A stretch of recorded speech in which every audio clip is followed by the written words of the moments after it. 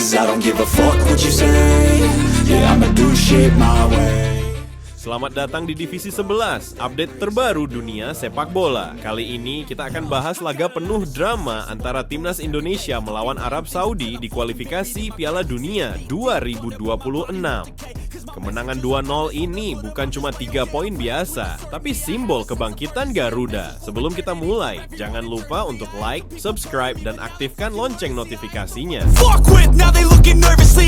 Laga dimulai dengan semangat tinggi dari Garuda. Menit-menit awal, Marcelino Ferdinand nyaris mencetak gol cepat, tapi sayang tendangannya hanya membentur tiang. Indonesia terus menekan lewat peluang dari Ragnar Oratmangoen dan Rafael Struijk meski belum berhasil mengubah skor. Di tengah tekanan, Arab Saudi mencoba memanfaatkan celah. Mereka beberapa kali menciptakan peluang berbahaya, tapi pertahanan Indonesia tetap solid. Hingga akhirnya pada menit ke-32, Marcelino memanfaatkan serangan balik cepat dan mencetak gol cantik yang membawa Indonesia unggul 1-0.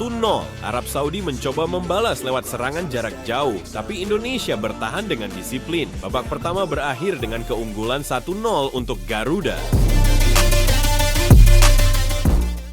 Babak kedua dimulai dengan Arab Saudi mengambil inisiatif serangan. Namun Indonesia kembali memukul lewat serangan balik mematikan. Lagi-lagi Marcelino Ferdinand jadi pahlawan. Di menit ke-57, ia mencetak gol kedua setelah memanfaatkan peluang dari sisi kiri pertahanan lawan.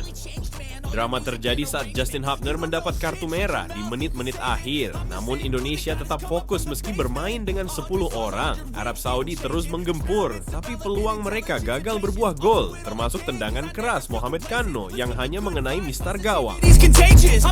Di Mestre Injury Time, Indonesia menampilkan pertahanan heroik. Nama-nama seperti Rizky Ridho dan Martin Paes layak mendapat pujian atas aksi gemilang mereka di lini belakang. Wasit sempat mengeluarkan beberapa kartu kuning karena tensi yang memanas, tapi Indonesia berhasil menjaga keunggulan hingga peluit akhir berbunyi. Kemenangan ini bukan cuma soal 3 poin, tapi juga peluang besar Indonesia untuk lolos ke Piala Dunia 2026. Marcelino Ferdinand layak jadi man of the match dengan 2 golnya, sementara seluruh tim menunjukkan semangat juang luar biasa. Setelah kemenangan bersejarah melawan Arab Saudi, bagaimana peluang Indonesia untuk lolos ke putaran keempat? Dengan posisi ketiga di klasemen sementara grup C, peluang Garuda tetap terbuka lebar. Tapi ada syarat besar, kemenangan melawan Australia, meski laga itu akan sangat berat. Divisi 11 akan memberikan analisa skenarionya.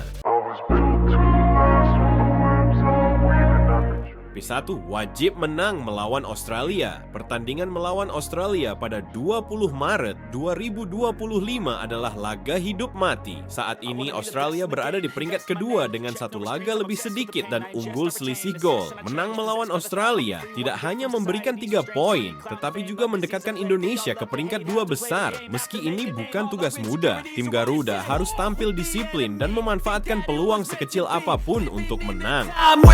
2-3 poin, harga mati melawan Bahrain. Setelah Australia, pada 25 Maret 2025 Indonesia akan menghadapi Bahrain di kandang sendiri. Bahrain berada di dasar klasemen dengan 5 poin, tetapi jangan anggap remeh mereka. 3 poin di laga ini adalah keharusan untuk terus menjaga posisi di 4 besar. 3. Rebut kemenangan melawan Cina. Pada 5 Juni 2025, Indonesia menjamu Cina. Cina memiliki poin yang sama, jadi ini adalah laga 6 poin yang sangat krusial. Kemenangan di sini bisa menjadi pijakan besar bagi Indonesia untuk memastikan diri di 4 besar. Keempat, maksimalkan peluang di Jepang. Pertandingan terakhir melawan Jepang pada 10 Juni 2025 di kandang lawan memang sangat berat. Jepang adalah raksasa grup C dengan catatan gol fantastis. Tetapi Indonesia harus berjuang keras. Jika kemenangan tidak memungkinkan, minimal 1 poin bisa menjadi penentu jika persaingan 4 besar ketat hingga akhir. Untuk mencapai target ini, Indonesia harus bermain solid dan fokus melawan Australia. Kemenangan wajib meskipun sulit. Memaksimalkan laga kandang melawan Bahrain dan Cina dengan strategi menyerang. Tetap menjaga selisih gol agar tidak kalah jauh dari pesaing langsung seperti Arab Saudi dan Cina. Dengan kemenangan melawan Arab Saudi, mental Garuda semakin terangkat. Sekarang semuanya ada di tangan tim asuhan Shin Tae-yong. Mampukah Indonesia melampaui tantangan besar ini. Jangan lupa terus dukung timnas Indonesia dan bersama-sama kita berharap untuk melihat merah putih di Piala Dunia 2026. Come